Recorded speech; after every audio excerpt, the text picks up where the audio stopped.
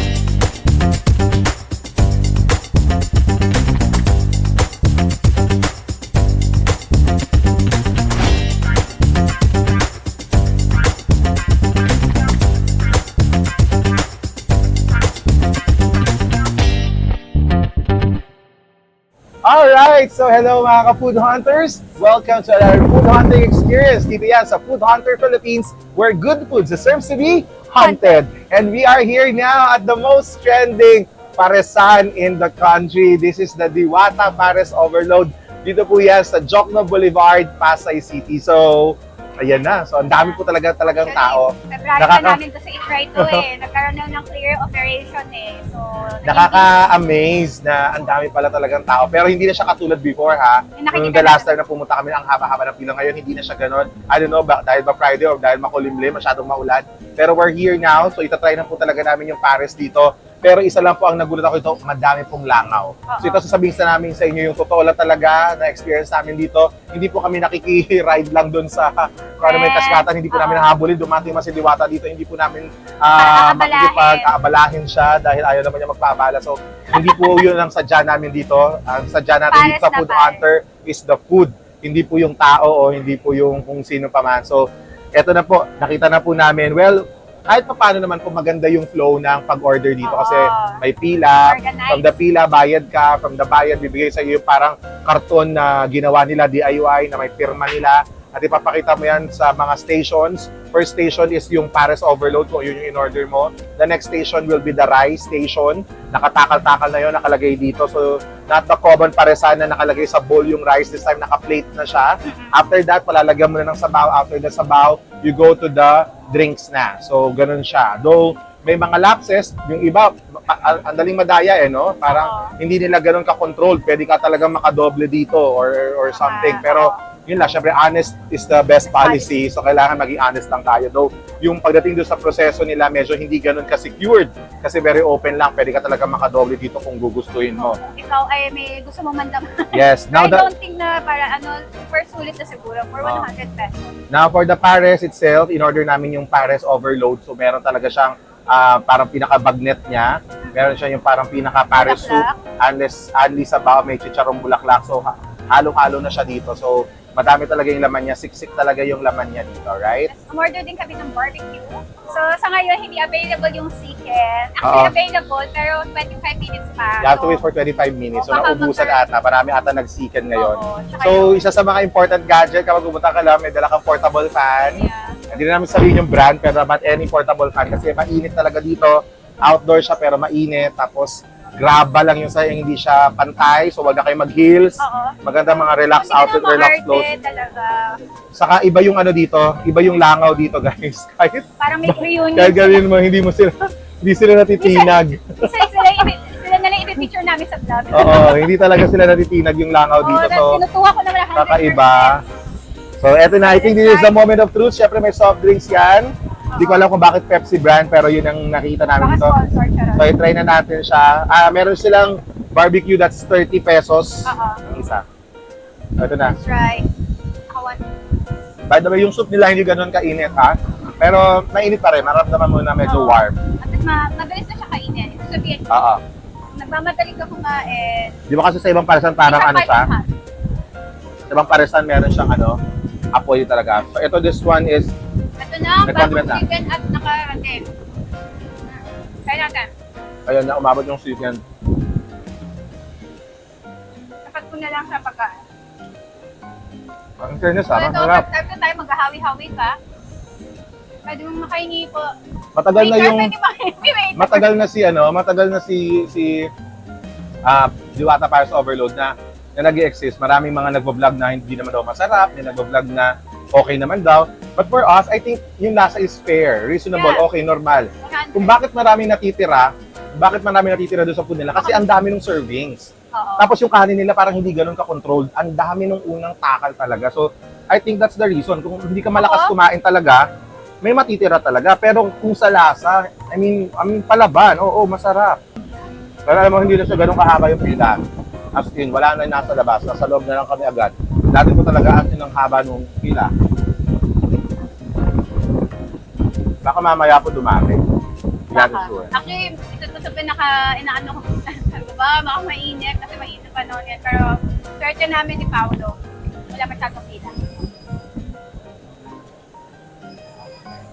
Masarap yung timpla. Masarap din.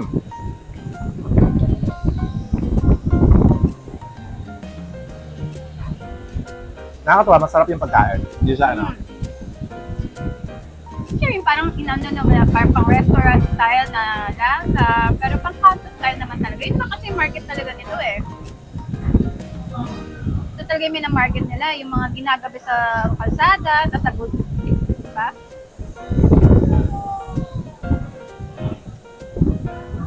Galing sa inuman. correct. Yung natin yung chicken. Sariling version ni Diwata. Hindi na ito pwedeng tawagin na chicken because it's chicken. And then, ano siya ha? Dinosaur Malaki. yung tawag nila. Oo, kaya sa mga fast food natin dyan, kilabutan kayo sa laki na ito. Pakat sa kanila ata. Wow! Fairness, halo. Pwede na tayo lang. Oo, Sarap ng chicken. talaga. Okay. Ang sarap, legit. So, alam mo, kasi ang nakita ko sa kanila, parang may ano talaga sila ng control ng pagkain. Quality control sa standard nila.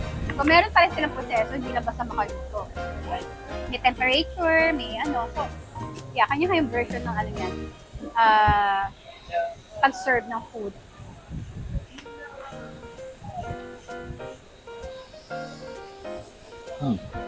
Yeah, kapag simpla ah. Nanunuot yung sarap ah. Yung spoon and fork nila dito, spoon, disposable para, alam mo yun, bago. Hindi ko alam kung may fork, pero dalawang ginamit namin.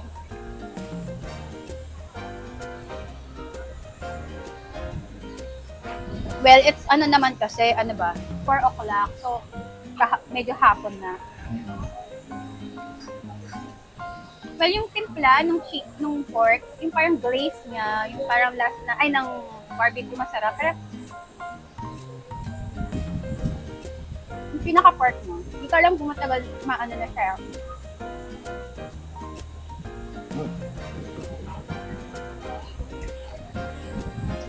Hindi ko alam kung may suka, hindi na kami kumuha. Kung may suka man. Oo. Masarap naman siya. Kahit walang sausaw. Sa akin, kung feels, ano to, ang tawag yan, unlimited, medyo marami na siya sa akin na natatamihan na ako sa service niya. Ito yung panawid gutom. Yung gutom na gutom ka pero short na yung budget mo. Hindi ka pumunta kasi kompleto na. Sabi ko nga kay Paolo, well, ang talagang matitaste ko dito yung success talaga ni Diwata. Ang maganda dito is, maraming Pilipinong tumangkilik, diba? Mhm. Kasi kung wala naman tatangkilik dito, wala. Doon marami rin humahatak pababa, pero common naman yun, guys.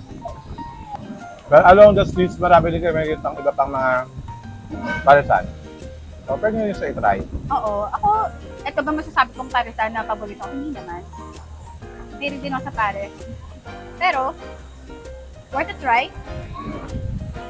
Kasi nga, gusto natin makita kamalasahan. Kung babalik ako dito, of course. Pero yung para sabihin na, ay, ito na yung paborito ko. Hindi ko na i-sugarcoat. Lalo pag gutom.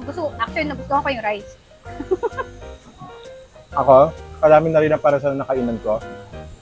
Siguro ang pinaka masarap dito kay Diwata, for me yung chicken sa yung barbecue. Yung fairness with the barbecue. Yung chicken niya, quality din. Siguro nga naman kaya din siya nag-offer ng iba. Yung mga ayaw talaga na mahirap i-treat ng pares kahit anong luto mo. Mahirap na talaga, may standard na. Oo. So, ito. Ang wow eh.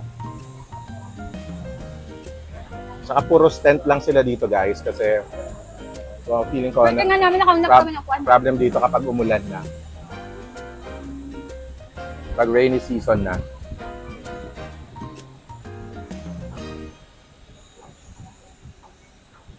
Meron naman silang CR pero hindi ganun kaano yun.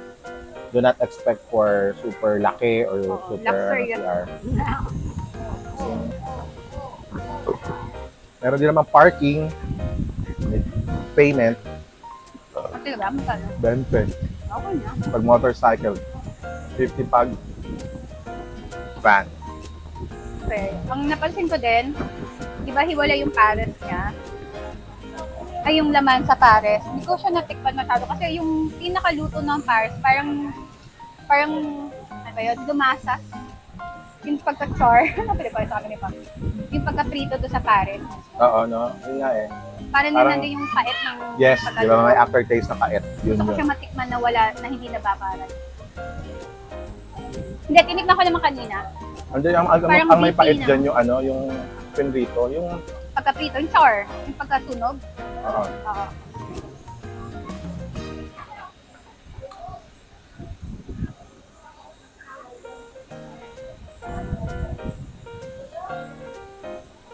Siguro kung hiwalay siguro yung ano, no, as soup. Pero kasi sa Paris, yung magkasama yun. Oo. Kasi nasana tayo yung Paris, doon mismo sa broth niluluto yung ano, yung meat. So, talaga doon naman. Sa ito, pagka-prito, yung tunaw, ano ba na tunaw? Na-melt yung fats, na-melt yung pagka-char, so nag-infuse na yung lasa sa broth.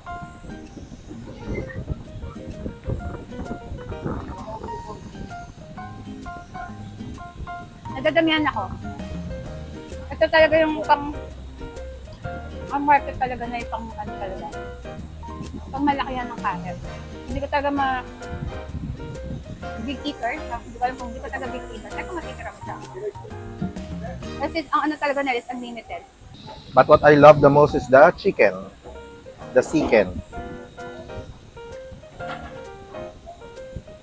Galing no, meron na siyang, kumbaga, meron na siyang supplier nito na continuous na makapag-serve sila.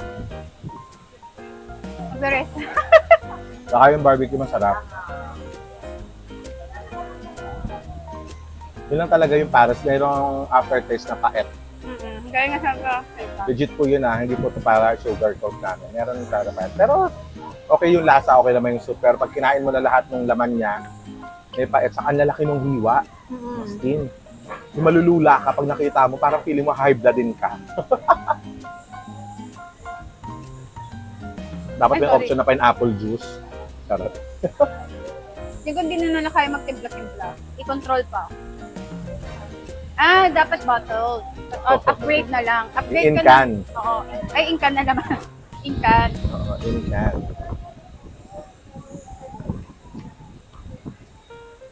He was high blood.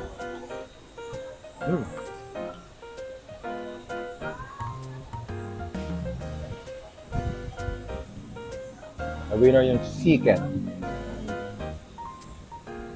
As of the moment, ngayon guys, May 24, 4 o'clock p.m., wala si Diwata. Ayan. O baka nasa loob ng container bag. So guys, yun na yun naman yung paligid namin. Sobrang dami na talagang tao. Oo. Buti na lang ang lalakas sa mga fan namin. As in, pati yung kabilang table na hangin na.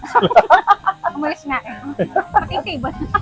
Okay, so I think nabigyan naman natin ng justice. At least na-checkan natin tong lagi natin nakikita sa FYP natin, nakikita natin sa ating feeds. Oo. I Na- think hindi magiging buwang ang pagiging vlogger natin.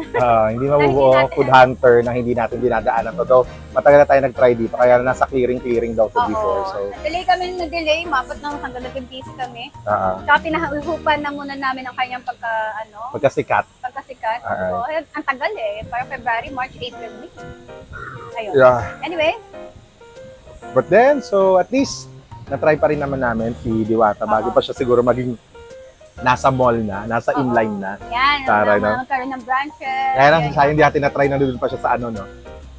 Yung mga clearing operation talaga. Ito kasi medyo may sarili na siyang pwesto and all. But then again, congratulations to you, Diwata. Yeah, And congratulations. continue to inspire people dun sa pagiging determinado mong tao. Diba? Alam naman namin yung story mo sa paano ka nag-start and all. And now you're here. So keep grounded. Diba? Yun naman ang sekreto dyan para at least hindi ka babagsak. Lagi lang nakatungtong yung paa natin Keep sa chasing lupa. your dreams. Masarap naman siya. Hindi siya sobrang sarap like parang pang world class whatever. It's like a Kanto style na food, na pagkain. Kaya nga, di ba, street food siya. Siya rin naman nagsasabi. At kung ayaw nyo dito, huwag kayo, maninira lang din kayo. Huwag na kayo Oo, pumunta. hindi naman niya pinipilit Pero kami kayo. tinry talaga namin. And to be fair, masarap po siya. Sige tayo, Pleasing Pilipino. siya. Meron lang kami aftertaste with the pares. But for the chicken and for the barbecue, Yeah. it's really, really good. As in, I think wala kaming masasabi doon. sa mga hindi na-please siguro ng Paris, pambawi talaga tong chicken. Si chicken I saka think magaling si siyang barbecue. businessman. Magaling siyang Oo. panabla doon sa mga maaring kakulangan. Pero all in all, okay siya. Maganda yung naging... Saka marami siyang na-inspire ng mga business. Marami din... Mamaya, try namin. Alright. Yes. So for now, that's all guys. Thank you very much for joining us here with another food hunt experience. At sana puntahan nyo at bisitahin nyo rin for you to find out this Pares Overload by Diwata. Dito po yan sa Jokno Boulevard. Malapit lang po yan dito sa Senate Building. Alright, so yun lang po muna. Maraming po salamat for joining us. And we'll see you on our next vlog. Dito lang yan sa Food Hunter Philippines, where good food deserves to be hunted. See you on our next vlog. Bye-bye!